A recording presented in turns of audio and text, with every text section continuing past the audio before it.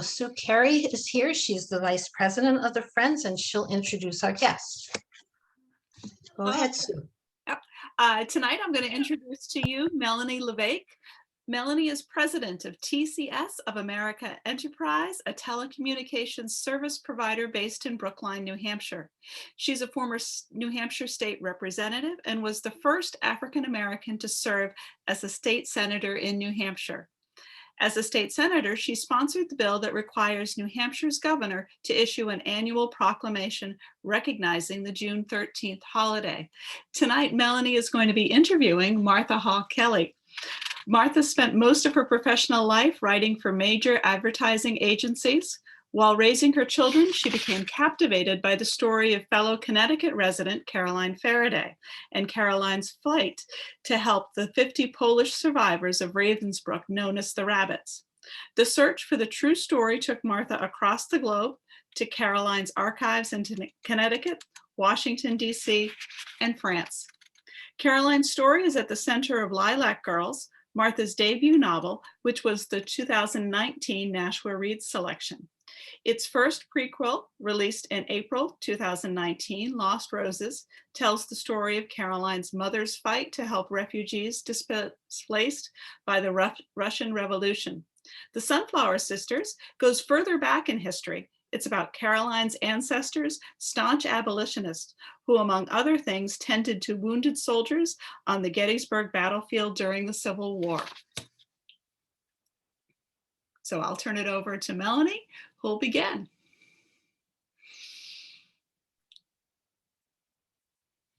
Oh. Thank you, Sue. It's such an honor to be able to talk with Martha Kelly and talk about this wonderful book, Sunflower Sisters. It's my honor. I can't wait for this. I've been so excited. So I have to tell you, I was totally engaged and enthralled by this book. And I hadn't read the first two, so now I want to read those. But I'd like to know what inspired you to write Sunflower Sisters. That is a great question. Well, it all started back in 2000 when I discovered the story at the Bellamy Faraday House and Gardens. I saw in the chat that a couple of people have actually been to the house, which is so great. It's back open, actually. And back in 2000, I just went up to see the Lilacs because Caroline Faraday, it was her summer home. She's passed away now, sadly.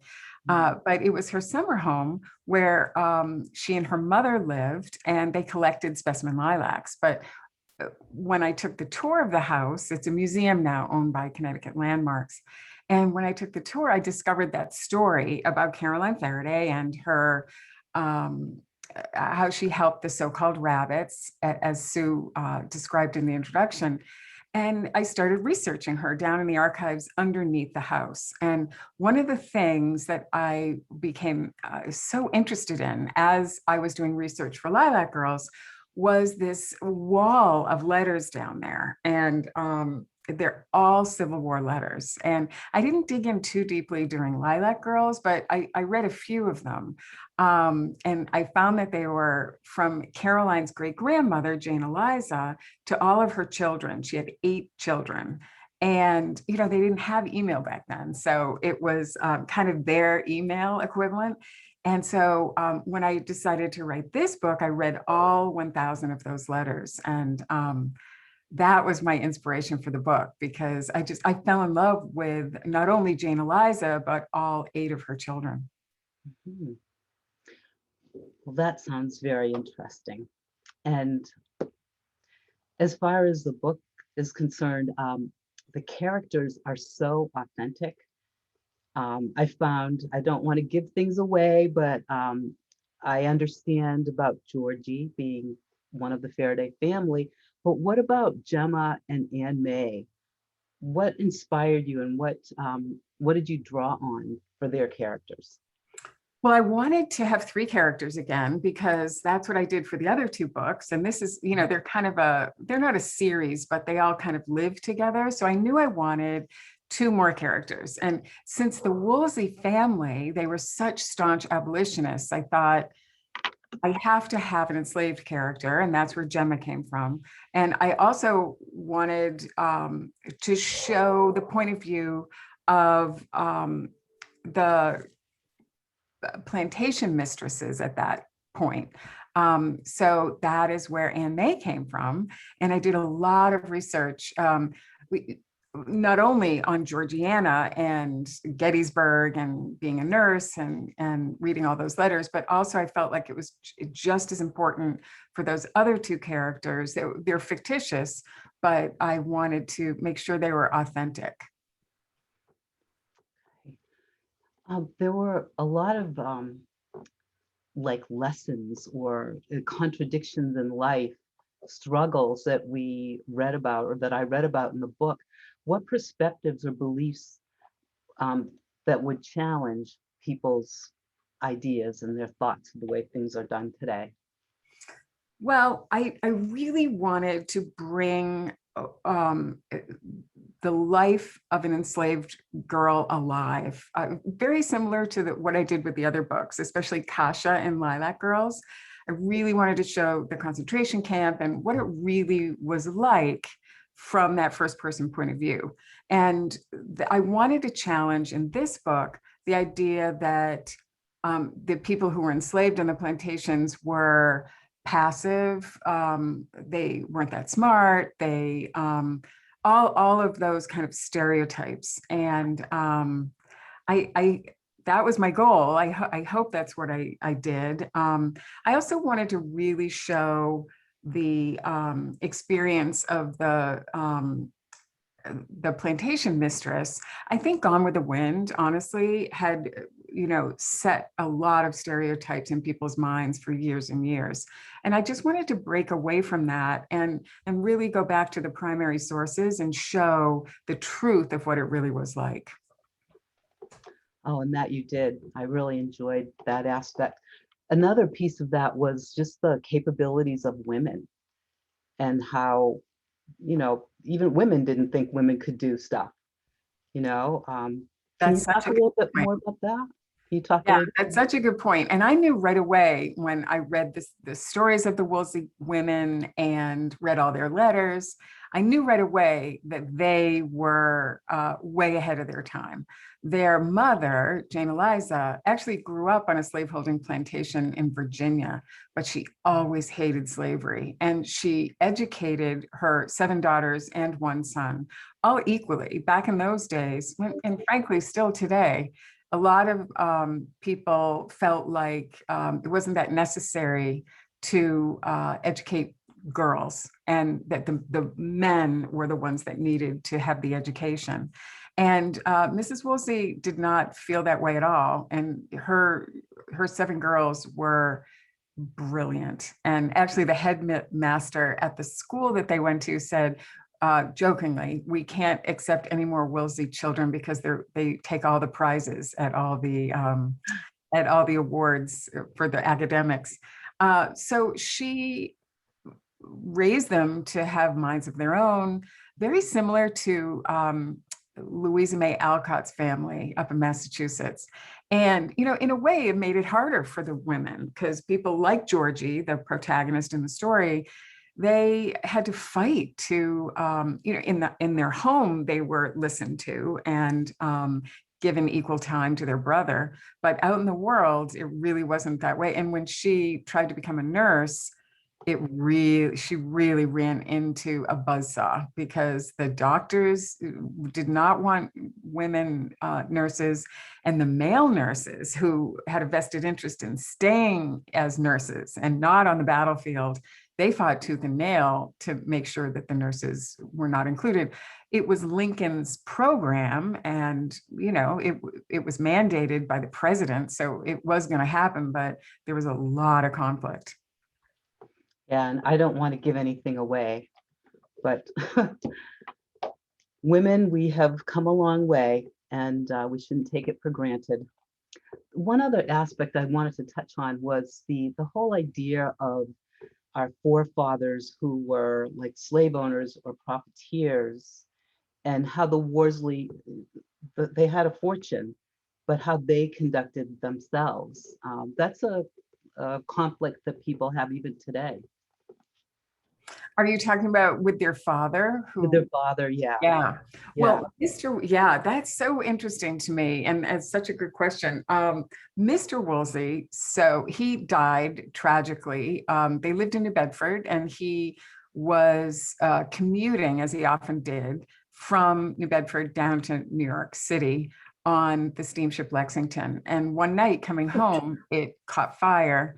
There was cotton in the hull of the ship, and the cotton caught on fire. So he passed away before the 8th child was born, his son. So 7 girls, 1 boy that he never met. And he was a wonderful man, but he was a sugar merchant, and he was a fantastic father, but their fortune had been made on the backs of slaves. And I think that the women in that family understood that they had a lot to make up for. And after he passed away, they spent every day of their lives fighting slavery. And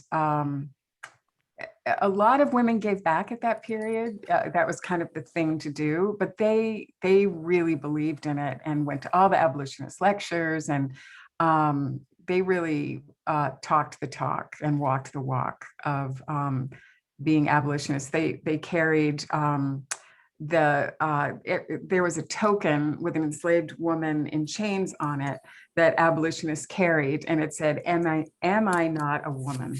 And all the girls had that and were very proud to carry that. So I think they did feel like they had a lot to make up for because of their father. Oh, it's really interesting. I think that a lot of people think about the past like, What we is feel that? guilty, but it's really important what we do now. But we need to understand our past, and this really helps us to do this. Historical fiction in a story. Really good work. So what would you like people to come away with when they read the last page? Oh, goodness. So much. Well, first of all, I hope that they loved it and enjoyed it, because I agree. I think historical fiction is just such a good way to be entertained, but at the same time, learn about the Civil War and that period, because we don't always learn everything in school. But what I'd like them to come away with is really understanding what it was like to be enslaved, and what it was like to be a woman at that time, and also what it was like to run a plantation. Anne May isn't the most sympathetic character, the plantation mistress, but I think that she provides a glimpse into what it was really like. It was not Scarlett O'Hara. It was a whole different animal. And I hope people just have a glimpse into the reality of it, and also why. It's a cliche that the North and South were split and brother fought against each other, but it really was true. And I think it's happening again in this country. And I think it's important for people to understand the past in order to deal with what's happening today. So I hope they walk away with a better understanding of what really happened back then. I love the way history is wrapped in the story. So your other books, Lilac Girls and Lost Roses, I haven't read them, but I read about them. And you seem to write in a trilogy of characters. Is there a reason for writing in that fashion? Actually, yes. When I first started writing, well, I had never written anything before, and I had been a journalism student in school, but I never even thought about writing a novel. It just seemed, it just never entered my mind. So when I did start writing Caroline's story from the first person point of view, after I researched her for a really long time, like 5 years, once I started doing that, I had an editor friend who I had met once and had said, you should write that story. It would make a good novel. All I need is a chapter. And she was an independent book editor. And so when I started writing Caroline's story out of the blue with the help of some caffeine from I ordered a decaf cappuccino one day and got a regular one. They gave me by mistake, the barista at Starbucks gave me a caffeinated one. And I went home and I just started writing the story from Caroline's point of view. And I'm so glad that I did. And I started sending Betty, she was the editor, I started sending her the chapters and she said, great, keep going. But I had just read the book, The Help. And I loved that it was written from 3 different point of view characters. And I thought, well, I want to add the Nazi doctor, Herta, who was such a interesting but evil character. And I wanted to add one of the rabbits. And I thought, well, how hard could that be to write a book like The Help and, just write as that person. So that's how I did it. And so I figured, why in my second book, I thought, why kind of change things if people liked Lilac Girls? So I wrote that in 3 different POV characters, and that's why I did this one that way too. But now my agent says I have to stop doing that. So my next book is going to be just 2. I had to give up 1, but Well, you could do 4. that I would love that. So are there any common themes between these 3 books? I always, it's funny. I think most novelists are the same way. We don't really do write themes in a kind of predetermined way. They just I always just write about the same themes. It's really funny. Mothers and daughters, sisters, forgiveness, and redemption. That's a big one in my books. I don't know why. Maybe I'm searching for redemption or something, or I miss my mother, so I write about mothers and daughters maybe. But I think justice and redemption, and the whole idea that you can mess up in your life and do something really bad, but if you are if you make up for it in some way and you acknowledge the fact that you've done that and work to make it better, I think that should be rewarded. But not doing that and just staying in your kind of bubble of not seeking redemption, then I think that should be punished. And I feel like that's what happens with Anne May. She's just bad to the bone and doesn't really understand that. And there are other characters in the book who do mess up, but they try and make up for it. Same in Lilac Girls and Lost Roses, and in the next book that I'm writing, it's all about that. So maybe I'm just trying to make up for things that I've done in my own past. But I'm fascinated with that whole idea that if you do something bad in your life, you can make up for it. And speaking of the next book, what is your next book going to be? It is going to be 2 characters, and it's called The Golden Doves. And I've written going backwards in time for so long from Lilac Girls. I was really excited to write going forward in time. So this is a story set in the 1950s after Ravensbrück has been liberated, and it's 2 women who survived the concentration camp. They had worked in the resistance in France before the war, one American whose father was a diplomat, that's why she was in Paris, and one French woman. And they both lose something very important at the camp. Sophie, the American, loses her mother. It's very sad. And Arlette, the French girl, loses her child, her baby that she brings. I'm getting sad about it, just talking about it. And after it picks up after the war, 8 years later, after the liberation, and Sophie is working in the United States at Fort Bliss for the US government, US Army intelligence. And she's secretly looking for this doctor that did these bad things to her and her mother, and also to Arlette. And Arlette is in Paris, recovering as well from the psychological wound of losing her child, when a man walks into the cafe and says, I think I know where your son is. And so that sets it off. And Sophie back in the US, also her boss says, I want you to go out into the field and become an agent and find that doctor. So that's what happens. And it is set all around the world, in France and where else? Let me think. Oh, Rome, which is, I'm dying to go to Rome now that the pandemic is kind of over. So yeah, that is The Golden Doves. And then there's another one coming after that. It was a 2-book deal, and that is a thriller, a contemporary thriller, just because I've always wanted to write one of those. And that's been really fun to write. It's set in my own house, which I don't know how smart that was, because now I'm scared to go in the basement. But my husband keeps saying, we're going to have to move now that you're afraid to be in your own house.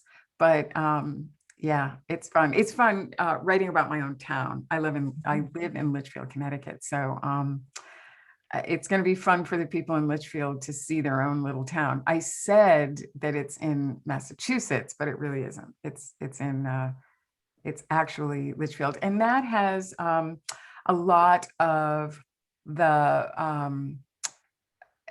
a strong kind of second storyline about opioids and addiction, which I think is such an important thing to talk about and educate people about, because I didn't really know that much about it. And in my research, I found out a lot. So it's a small town, and some really bad, scary stuff happens in it. It's a lot like Big Little Lies. In terms of the feeling and tone of it, there's a mystery to it, but so I don't know if it's 100% a thriller. Is someone asking what the name of the book that I just talked about? That's called The Golden Doves, the first one. And this second one is The Girl on Windy Hill. That's the thriller one. And when will they be coming out? Do we have any idea? You know, Melanie, I wish I could tell you. You know, with COVID, the publishers have, it's gotten a little crazy because there are so many books that kind of got backlogged, and now they're trying to bring them out. Mhm. I think possibly next fall for The Golden Doves. And then, of course, the following, I'd have to wait another year for the thriller. But yeah, hopefully that, because the paperback for this book has to come out right after Christmas. And then sometime the next year, hopefully Golden Doves. Yeah, it'll be fun. Can't wait, but have to. You're so nice. I'll send you an advance copy. How's Oh, that? yay. Well, I'll be reading the other books in between, so I can't wait to read that. Fine. So Martha, as a child, what did you want to be when you grew up? You know, they say what you want to be when you're 9 is the thing that you really should be. And I was riding a lot of horses when I was 9 years old. Not well, but I didn't really want to own a horse or be in that kind of line of work. But I loved, and this is terrible, my mother hated this. I loved commercials on TV. I don't know what it was about them. I loved the jingles and, Munch a Bunch of Fritos, all the different, I don't know what it was. I wish that I could say that I was, at home reading literary novels. Like my mom always says she was 10 when she read, some Russian novel or something. Not me. I was watching TV, basically, much to her chagrin. And so I wanted to write commercials, and that's what I did. Even though I went to Northwestern for graduate school for journalism, I think my mom thought I was going to be like Barbara Walters or something. But I ended up going to work for an ad agency and writing TV commercials. Badly, I was not good. I always wanted to, I don't know if you remember Uncle Ben's Rice. That was one of the accounts I was on. And I was always trying to write stories into them. Like I wanted the captain who ran the riverboat, I wanted him to have a girlfriend, and it's crazy. This is too much information, but yeah, I did that for a long time. I worked in advertising for 15 years, and then I had my third child, and I just thought, you know what? He kicked the slats out of his crib and walked out, and I thought, I need to stay home with these children. I have to retire, which I did. And then little did I know I was not really retiring. We're glad you didn't. So tell me, what do you do in your spare time? When I'm not writing, which I really try to write all day, every day, because it's so much fun. But I have a mini golden doodle and I take him on long walks. And I usually also listen to audibles while I'm walking, because I love books on tape. I think they're, it helps the whole world just come alive. And I like to go antiquing. I just came back from Brimfield, which was so much fun. I stayed there for 4 days. I really got a dose of my antiquing. And I love going out. I have one daughter that lives in California, so I love going out there to visit her, miss her horribly. So it's mostly family. And I'd like to say I do a lot of cooking and gardening, but my husband does all the cooking. I am the recipient of that. And I like to look at the garden and not necessarily, be out there pulling a lot of weeds. But once in a while, I'll get, inspired to go out there and just like do a lot of that. It's such good exercise. Oh, that's awesome.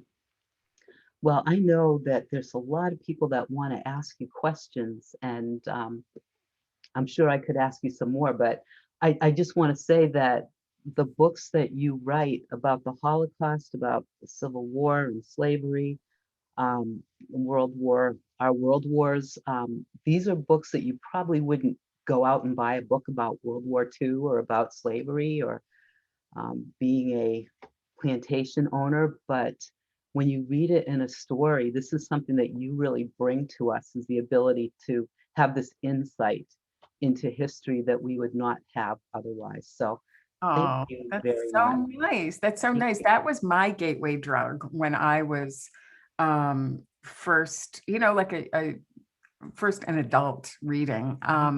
And I felt the same way. I loved because I was such a bad history student. I hate to admit that, but it was true. It felt so male to me, the way that they taught it in school.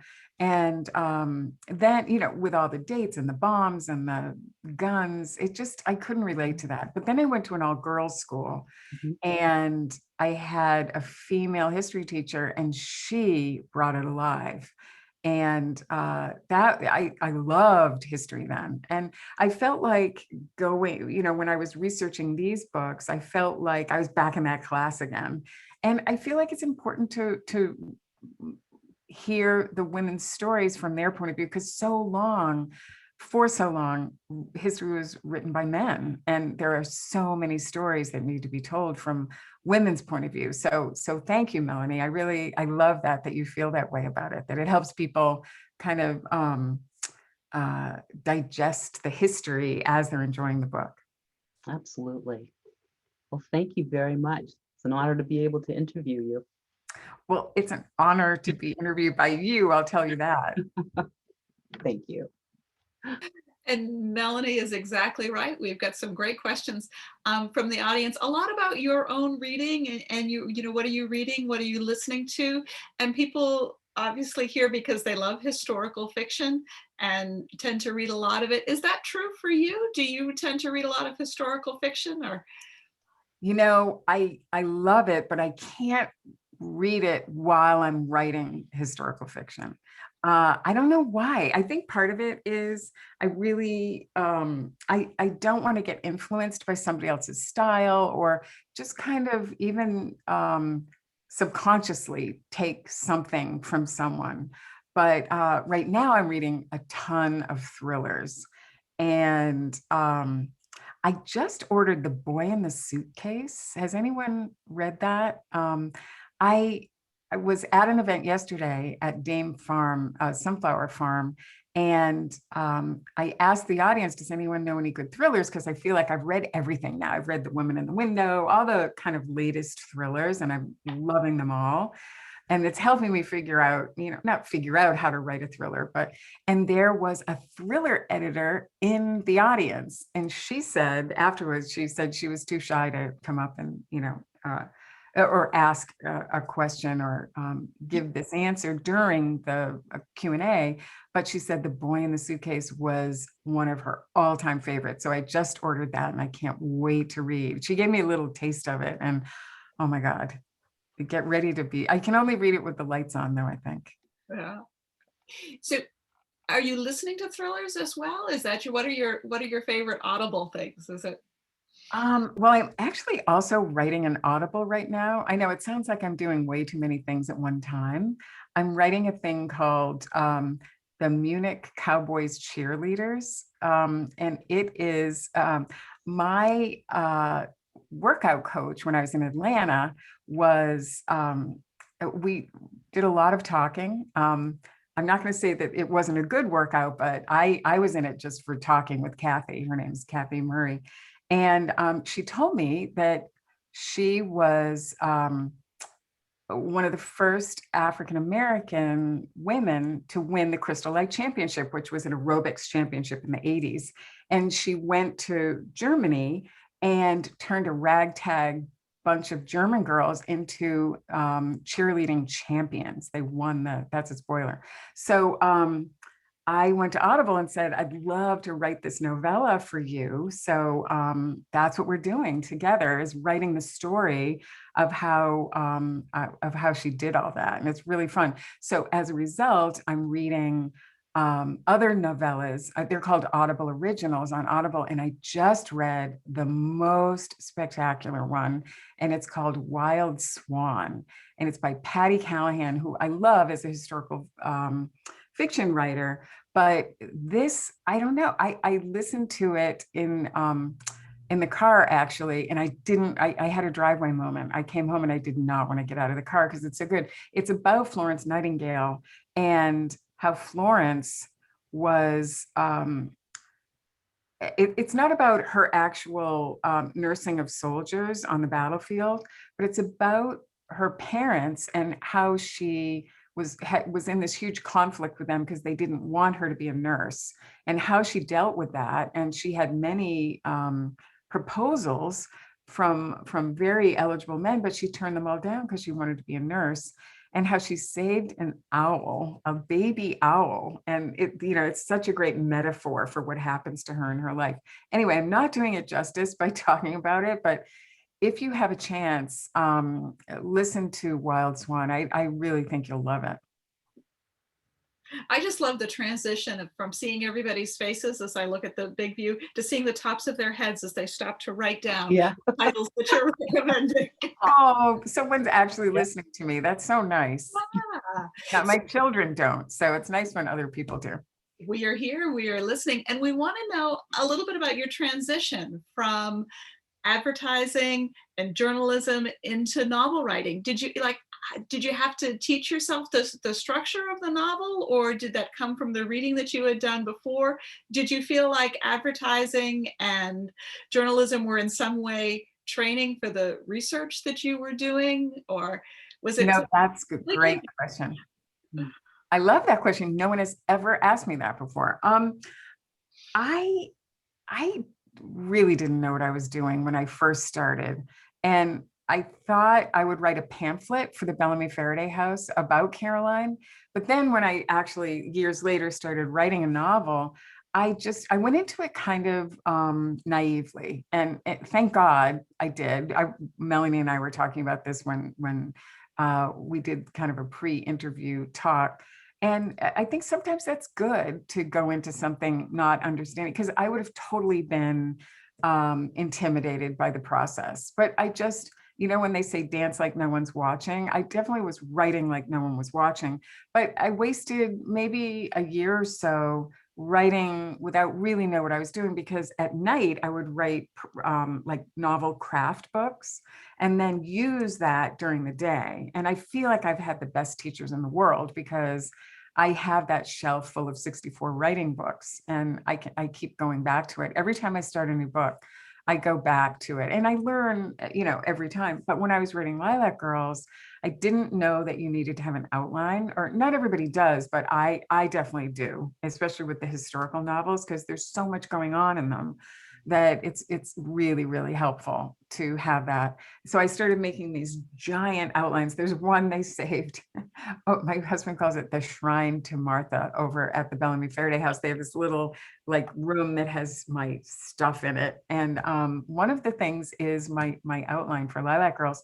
But so I learned as time went on, and I thought, oh, my journalism background will not help me at all. But I came to realize that in learning how to be a reporter, I'm reporting in a way from the Civil War or World War II. And I feel like I really love that part of it. I love the time travel of getting to know what it really was like on the Civil War battlefield and bringing that to the reader.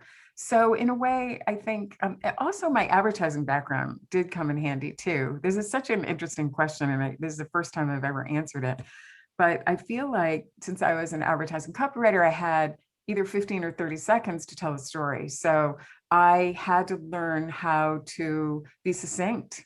And I like that when I read. I don't like a ton of description. I know, that's the beauty of many different authors, because my sister loves authors that, talk for 2 pages about a meadow. But I like to get to the heart of things pretty quickly. And I think maybe that's because I used to have to get everything, into 30 seconds. And it's amazing how quickly 30 seconds goes. So, and also advertising is all about the viewer, and you have to keep the other person in mind that you're talking to. And I think sometimes writers, I think without that, I might have been a little more self-indulgent. I might have wanted to like talk about what I wanted to talk about, but I always keep that invisible thread in mind, that I want to keep the reader, kind of pulling them along with this invisible thread of them being interested in what I'm writing about. So I think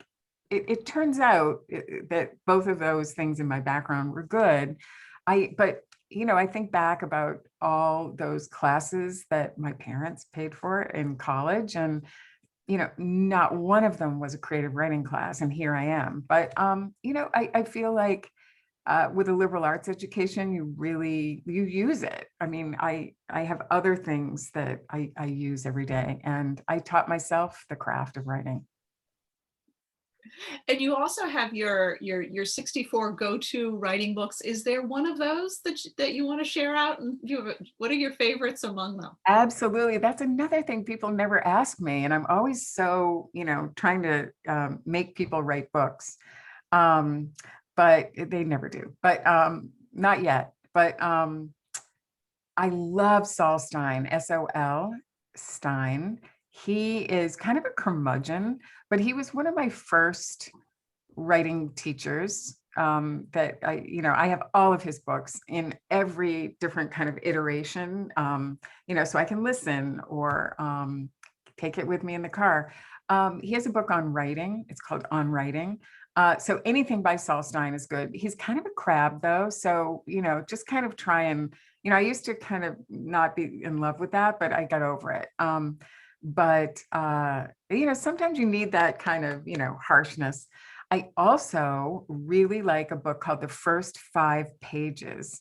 And I can't remember who it is that wrote it. I'm sure somebody will put it in the chat. But The First 5 Pages is really good because it's written by an agent, a literary agent. And he knows from reading book after book or manuscript after manuscript, what it takes to write a good book. And it basically the first 5 pages, it has to pull you in right away. And so that's a really, really good one. What else? Oh, I wish I had known. I would have brought my stack over and just gone through them all. Wow. Donald Moss is I think there's 2 A's in his name. He's also a literary agent. And those are my favorite books because those are the people, I mean, literally they read manuscripts all day long and they can tell you, they have the keys to the castle. And so Donald Moss is, Noah Lukeman. Yes. Thank you, Sue. You're the best. Yeah, Noah Lukeman, I love. And I think he has other books. I bought them all. I'm such a sucker for a writing book. I think he also has like the middle 5 pages or the last 5 pages. I've read them all and he's really, really good. And then Donald Moss is the other my go-to. But now with thrillers, I'm reading a book called How to Write a Killer Thriller, which is such a good title. And I'm loving that too. And I don't know. I just have an endless capacity for reading process books. Well, let me tell you, in terms of people listening to you, I know Sue has listened, and I know Sue, and I'm willing to bet that she has not only found that Noah Lukeman has written the first 5 pages, but she's ordered it from Amazon as we've been speaking. She's a book after my own heart. Yes, I already did. Are you serious? Are you writing a book? No, I'm a school teacher. I teach with Sue Carey So why would you be interested in the first 5 pages? because our kids need to learn how to write. Wow, you're so, what grade do you teach? I'm an 8th grade teacher. Oh, I wish I had you for a Yeah. teacher. And I can just make you fall in love with her just a little bit more and tell you that we teach together at the same school. This is the science teacher. So, you know. Oh my God.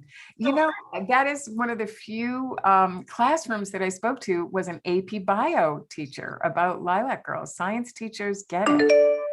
Amazing. So one of the things we love about your books, and I promise we will love you no matter how you answer this question, so feel free to answer it honestly. Uh-oh. But yeah, well, you mentioned Nashua, and we were just delighted with your reference to Nashua and the Sunflower Girls. And we're kind of, thinking that, oh, you wanted to honor us and your visit here, which we enjoyed so much. Can you tell us what the motivation was?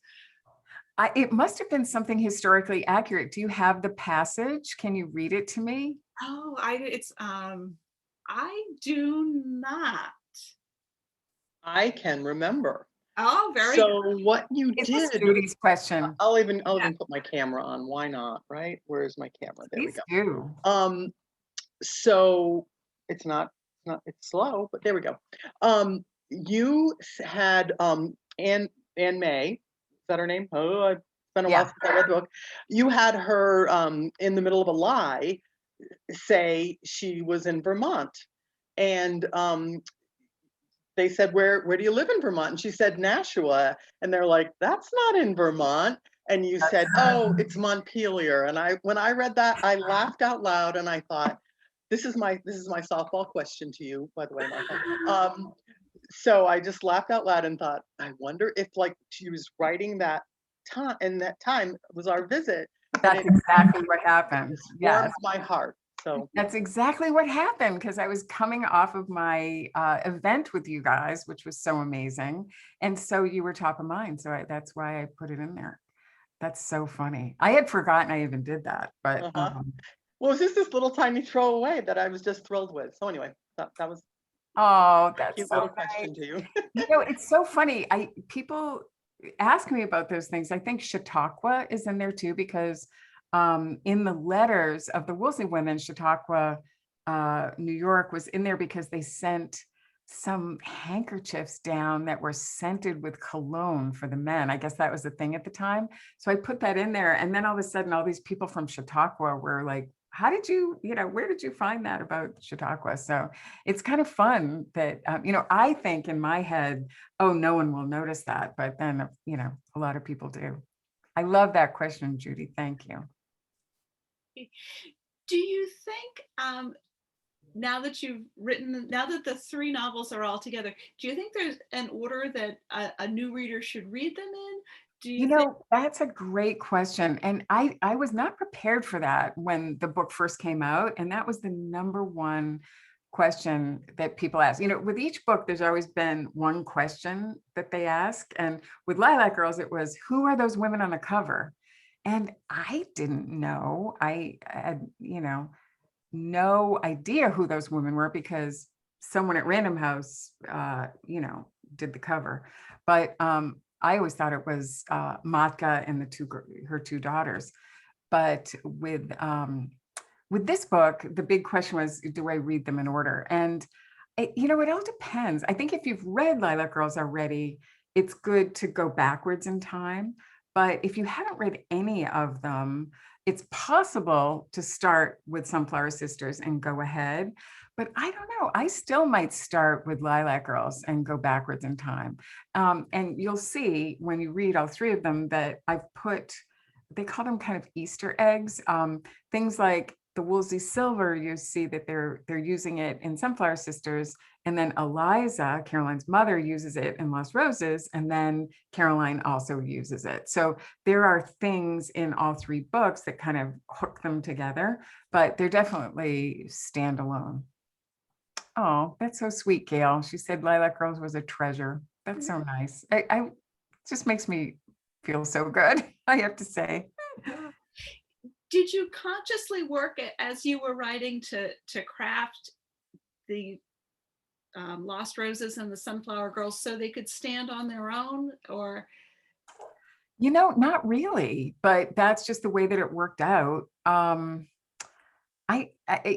are some, and I think I was a little too subtle about this. There are some people that you will see from one book to the next that connect. But people often don't know. I'll just give you one example. One is in Lost Roses, there's a little boy named, his name is Max. He's a Russian, he has a famous bloodline related to the Tsar. And at the end, they change his name because they're white Russians and they could, be stalked by Bolsheviks. And they changed that little boy's name to Sergei. And he's a little Russian boy, and he comes to America, and they live with Caroline Faraday. But what people don't realize when they read Lilac Girls or either one of those books is that Sergei is a character in Lilac Girls. He's the cook that marries Kasha's sister at the end. So unless you are a really close reader, you don't pick up on those things. But every once in a while, there's somebody that tells me that they've gotten it. And there's one of those things in Sunflower Sisters as well. And it's a little hint. It is someone connected to Gemma in the book. It's who her love interest is somehow connected to the other books. Okay, so now those of us who've read the book have got rereading to do and things to find. Do you feel like the trilogy is kind of set and finished and complete, or do you feel like there are threads there that might make another good Audible novella? That's a really good idea. Like, why, have to write a whole book when you can write a 20,000 word novella? Thank you, Sue. That really helps me. I think it's pretty much done, although people, they really want a follow-up. It's so interesting. And maybe I should do it in an Audible. Okay, there you go. 7th book. Is that, I lost track, but yes, I do think that people want closure on that, especially but in a way, the Golden Doves, the next book, is a little bit kind of closure on that, because you meet Herta Oberhauser in the next book, Binns. I don't know if you remember Binns, the horrible prison guard. So yeah, maybe I'll sneak another one in there. I think once we've entered this world with the Wolseley sisters, we kind of don't want to leave. Oh. We want just to kind of be there a bit longer. Yeah, they're amazing. I feel the same way. That's why it's really sad for me to kind of give up on them. But that might be a way to kind of go back and revisit things, just, little tidbits of, what happened after. So I think we have gotten to all of the questions that people have asked in the chat. And if we haven't, please, put your question in again at the bottom if I've missed something. And while folks are doing that, I'll indulge myself and ask, as a middle school librarian, what were you reading what was young Martha Hall Kelly into when she wasn't watching TV?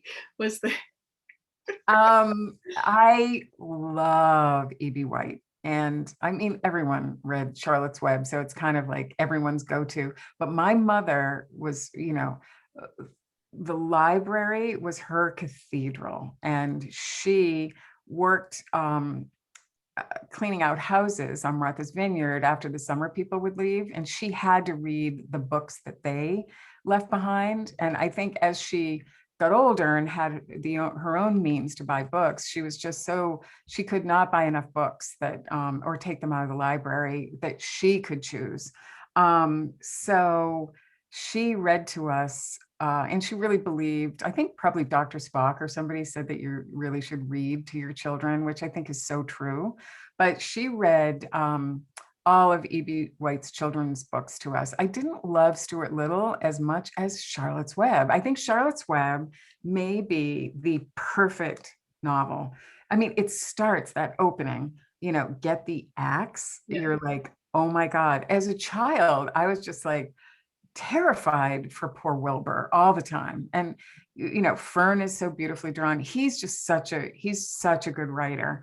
But yeah, Charlotte's Web for sure is my number one. And then I graduated pretty quickly into Jane Eyre. I love Jane Eyre. I go back and reread Jane Eyre.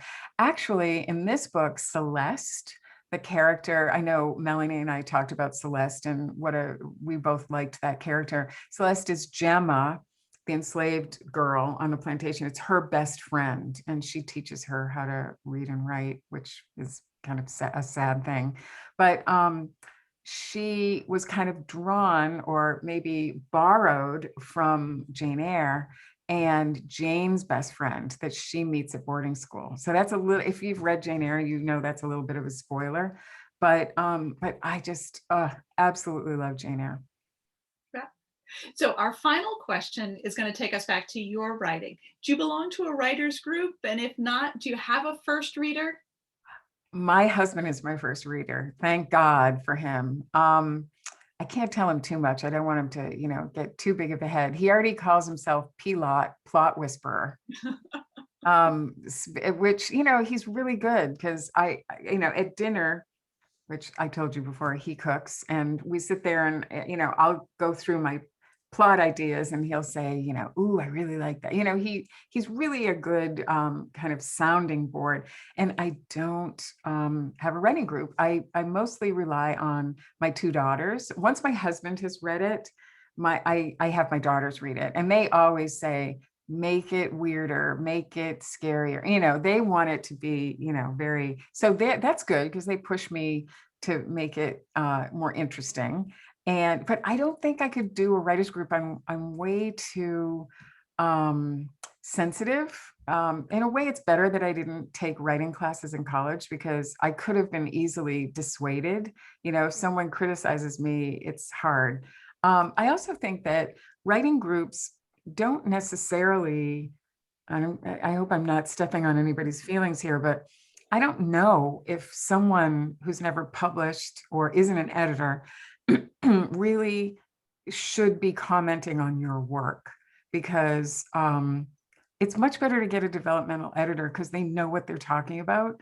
And the other people in a writing group, you just don't really know if you should be listening to them. And because honestly, people ask me to read their work, and I have on a few times, and I'm really not qualified to tell someone exactly what's wrong with their manuscript. I think you have to use a developmental editor. So that's just the way that I feel about it. I mean, for fun, I guess it's, some people like kind of trading manuscripts with people, and that's fun, but please don't take what another person says as gospel unless they're an agent or an editor. So. And what a great note to end on. I'm going to just ask Carol if there's any library news we need as far as wrapping up, and because it is just 8 o'clock now. No, I just want to let everybody know that everyone who is registered for tonight's program, I have your email addresses. And once Zoom prepares the recording and it's ready to view, I'll send out a link to it. So, if you have friends who couldn't be here tonight, you can go ahead and share it with them too. That's fine. But thank you so much, Martha and Melanie. And Carol, I just want to say how much I appreciate Melanie and everything she put into this. I feel like I've made a new friend. I'm really, really grateful to her for doing this because it's a lot of work. So thank you, Melanie. You're the You're best. welcome. Thank you. And I want to go to that book club reading Sunflower Sisters in Detroit. Right. Somebody's doing it in Detroit. I love Ooh, New York. yeah, let's do it. That sounds perfect. Great. Thank you, Carol. Thank you, everyone in Nashua. And I'll try to fit it into the next book too. How's that? Oh, we will, Yeah. we will watch the notice. The usual Nashua. People will be like, why Nashua? What is going on with that woman? But thank you so much, everybody. Thank Okay. you. Thank you. Good night. Good night. Bye. Thank you.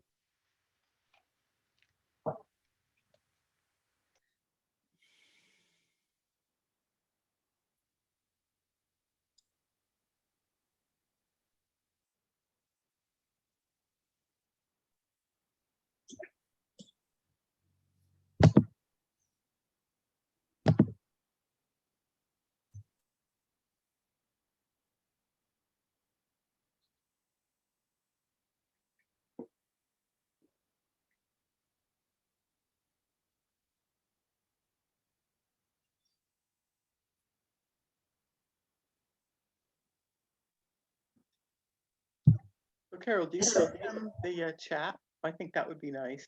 I saved it, yeah. I meant, do you send it to her? Oh, There I were some can. really nice things that I don't know if she caught, but I think that would be lovely. So, Yeah. Oh, I agree. all right. Thanks, everybody. Yeah, I think that went well. Right. That was awesome. I really regret not getting to see her the first time.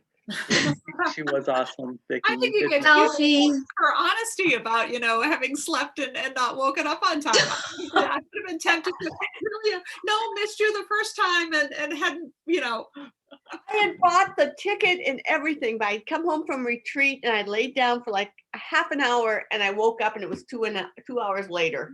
And it was just like, oh, I was devastated. Anyway, all right. All Thanks, right. everybody. Good night, everybody. Right. Have a good evening.